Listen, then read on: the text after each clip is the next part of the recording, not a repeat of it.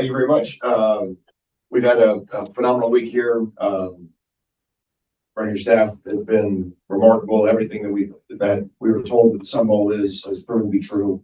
The hospitality and the generosity has been just overwhelming. Our players had a great experience, and the best way to cap off a great week is with a great game tomorrow, which we're looking forward to. So, with that, let's do questions. We're going to start off with on Sarah's end with the Duke media here via Zoom. Duke folks, reminder, use the raise hand function and I will get your question. Connor, we'll kick it off with you. Yeah, Manny. The last time we talked, we were talking about helping Darian through the decision process with his NFL draft decision. Obviously, since then, he's announced that he's coming back. What are you looking forward to the most with working with Darian for a second season?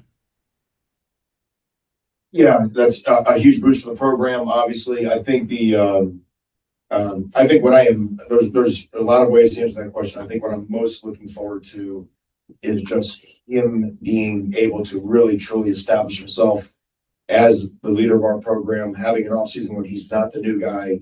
And even just from a program standpoint, to just have that stability at that position for back-to-back years. I think that'll just do immense things for not just his development, which there's an aspect to that, but just the stability in the rock of our entire program. So really looking forward to that.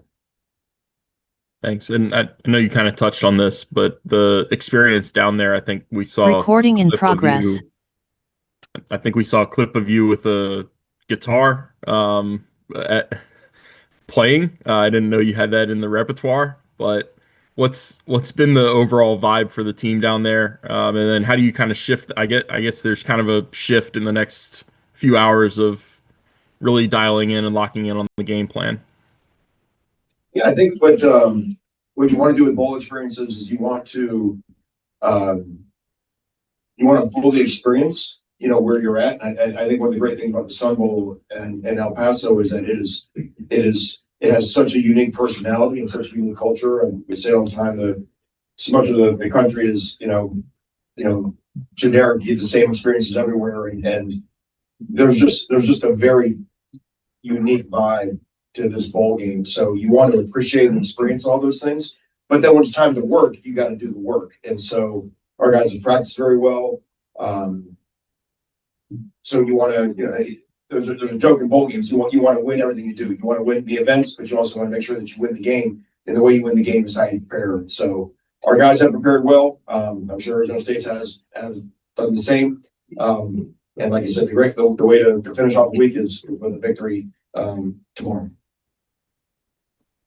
Jim, go ahead. Hey, Manny. I guess it's morning. There's a good morning. I want to ask you an Arizona State question. That they've got a fair number of opt-outs, means they've got players playing, don't have much tape on. How do you scout the system? How do you prepare for the system without being able to scout the players? We've talked about this before. You've got 12 games of evidence of what they want to be on offense, defense, and special teams. We always assume that any team we play will be at their full strength. And so it doesn't matter what the name is on the back of the jersey or jersey number they're wearing.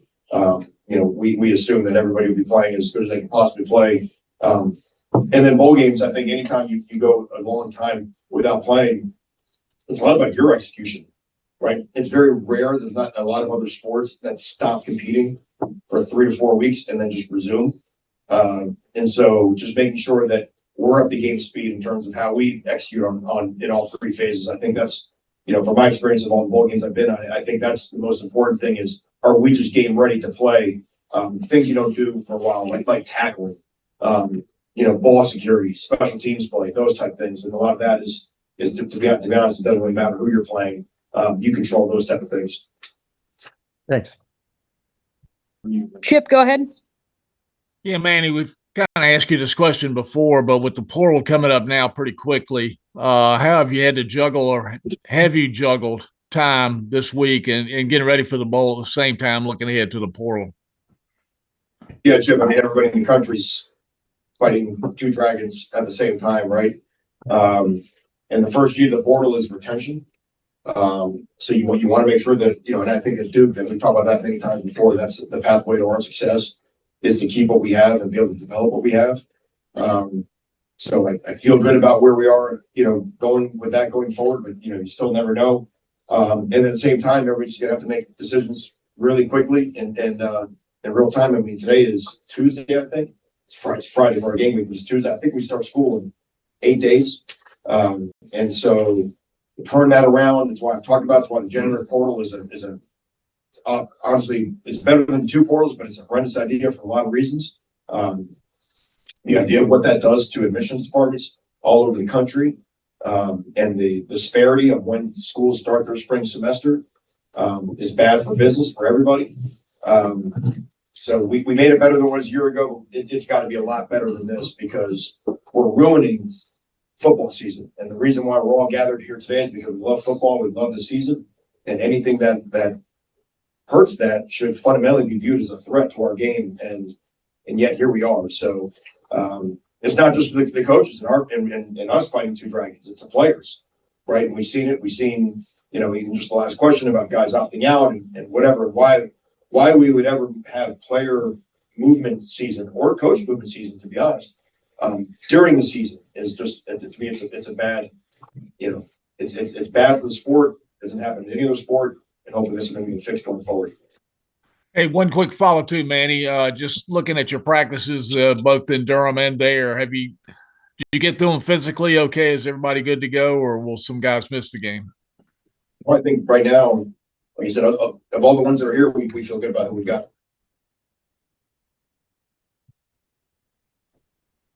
Caleb, go ahead. Hey, Manny, obviously you have pretty historic senior class. What has it been like to have a couple more weeks with those guys as a group? Obviously, I know you have a few opt-outs there, but kind of what's the vibe with that group heading to their last game? Great to be together, right? And I think that's the thing that's lost in bowl games. And one thing we talk about our team, you hear about teams not wanting to play in bowls, or players not wanting to play in bowls, and talk about how special the Sun Bowl staff has been, but just the ability to beat it around each other for a few more weeks. Even take the game outside of it, but just watching the guys go through the events, just the relationship piece of this, right? Being a part of a team. I don't know that these guys will necessarily experience something like this going forward. And the gratitude that we have, just the things that we get to do when we're here and we get to do it with who we get to do it with. It's been really special to watch our guys and how much they truly appreciate the experience of being together. And I think that's something that we have uniquely, that makes Duke special. The culture in our locker room that I've always said the players create. So one last ride means a lot to them, and it's fun for us as coaches to really watch them and help them on their journey through it. Richie, those are all our questions on Zoom. Turning it over to you. Thank you, Sarah. I'll pass the local media portion. Please state your outlet and your name, and then we'll follow up with your question. We'll go ahead and start off with Chaz Messman. Coach, KFOX TV, Chaz Messman. Obviously, you guys the ACC champion, but what would it mean to the future of this program to back that championship up with another trophy here tomorrow? Well, it's massive. What we say is you become a champion through your habits. And if your habits really are consistent, then people start handing you trophies, right? So we won the ACC a few weeks ago, but I'm not sure that that's exactly what we wanted. I think we wanted it with a lot of small micro behaviors. And on that day, we were just handed a trophy. So in terms of building this program the way we want to, getting into these types of games, playing teams like Arizona State, who was in the playoff a year ago, conference champions.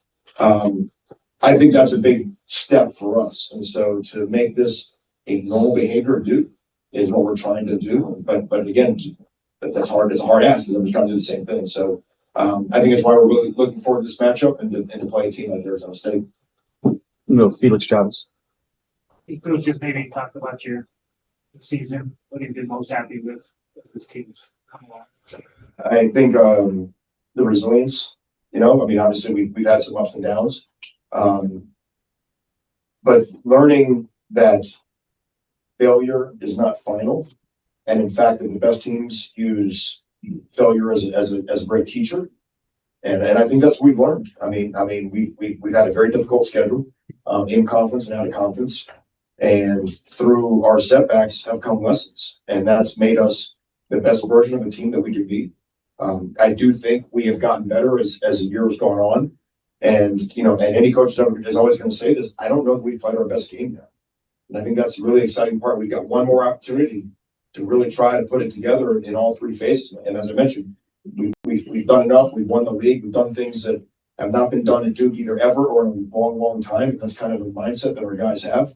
And they cap this off with, back-to-back 9-win seasons, and which will be 8 wins over Power 4 teams. And a lot of things that haven't been done ever at Duke. And to be honest, a lot of people in the country aren't doing anything. So that's what makes these guys special, because when someone says you can't do it, that's exactly what they want to do out there. You, Eddie? And what else? With what you talked about earlier with what's going on in college football, and then on top of that, winning an ACC championship, congratulations. How do you keep your team focused, motivated, enjoying the game with all the extra practices that you have leading up to this game? Question number one. And then question number two, from a fan here in El Paso, have you had Chico's tacos? What's the deal, man? Yeah. There we go. Sure, ain't over yet. But going back to the part, I think it's actually ties into the last question.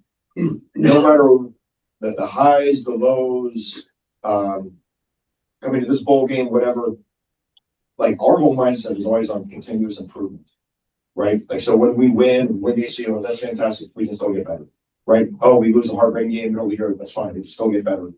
And so I think one of the things that the players enjoy is the consistency and message that, we're not riding the wave of, hey, we're great now. Oh no, we stink now, whatever. It's like, listen, all we control is our performance.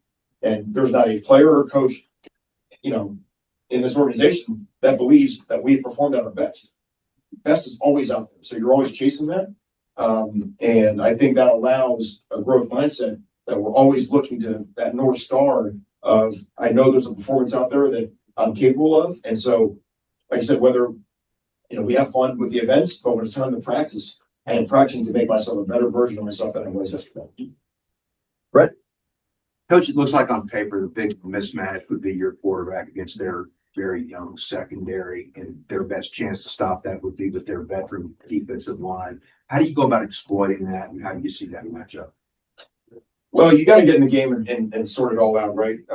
As we know, games are not played on paper. And the best way to affect any quarterback, being a defensive guy myself, is with pass rush. There's no coverage and there's no play or that can cover for an extended time clock. So I think the best thing you can always do for either quarterback, which I think will be key in this game, is who can run the ball well, because your ability to protect the quarterbacks could go hand in hand with your ability to stay on schedule and stay out of obvious passing down where the pass rush has a chance to really pin its ears back and get after the quarterback. So, when we've been at our best this year, it's when we've been two-dimensional and been able to pound the rock. And the old saying says if you have to throw it, you're in trouble, right? If you throw it when you want to, not throw it when you have to, and that's really what we want to do. Armando Isais? Armando Diaz, Total Sports. How do you? What's the feelings of the team, of the program, being the second pair of teams who repeats in the Sun Bowl in the same game? Arizona and Duke was in the 2014, 5 points of difference for Arizona. What's the feeling of the team, like kind of revenge or something like that? I don't know if revenge will be what we talk about right before we come out of the tunnel. Most of our players were probably 10 years old when that game was played. You know what I mean? So, but what they do recognize is they recognize the chance to put a Sun Bowl championship trophy in our building, right? And that's what I say. We have plenty of room in our trophy cabinet in Durham, right? It is not full, and so that's why we take this very seriously. It's not lost on us, the history of this game and the fact that we were here. And I keep saying our guys love doing things that Duke has either never done or have not done in a long time. And so to come here and to be able to avenge a game like that, I think matters, but I don't think there's a personal element of like, yeah, we got to go win it for the 14 guys. So, Sam Guzman. Coach Diaz, Sam Guzman, KTSM News El Paso. Just Darian's been a key aspect of you guys' offense. Just what do people expect to see out of him tomorrow? yeah, I think he's one of the top quarterbacks in the country. What I love about Darian and I think why he fits so well at Duke is because in his preparation, he prepares with immense humility and then he plays with superior confidence. And that's something that we really try to explain to our guys, right? Is that on Monday through Friday when we're preparing, we prepare with, the old saying, like you prepare like you've never won and then you play like you've never lost. And I think that's what Darian has. He's got great confidence in his ability. He gives our team confidence that we can beat anybody on our day, which I think we showed this year. But if you're around the guy, when the spotlight is not on, he fits in our culture so well because he's always eager to get better. What I talked about, a few minutes ago about just constant improvement. And so we got to do a great job of playing well around him. I think that's always the thing with quarterbacks. That they benefit from the weapons they have around them, the protection. And that will be Arizona State's plan is how they find their way to disrupt him. And the way to do that is not let us run the football and then try to affect him with pressure. Any more questions for Coach Diaz? Thank you very much, Coach. Thank you all.